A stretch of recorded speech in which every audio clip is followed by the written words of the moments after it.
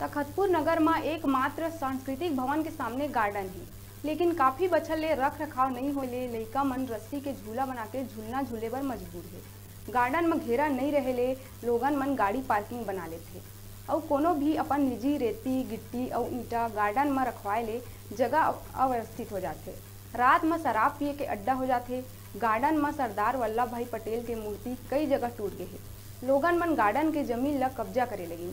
Garden के कुर्सी table झूला चोरी हुआ थे, जेला तुरंत रोके के मांग ले के वार्ड क्रमांक 1 के कोमल सिंह ठाकुर नगर पालिका अधिकारी ला ज्ञापन सौंपिस और गार्डन के जीर्णोद्धार करे के मांग करिस।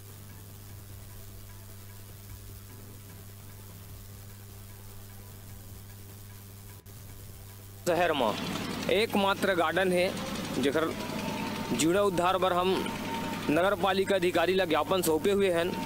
कारण ऐसे है कि हमार तखतपुर के धरोहर एक तो हमार चिन्हारी हमारे हृदय स्थल में जिन गार्डन विराजमान है ओकर हालत ला आप मन देख सकत हो।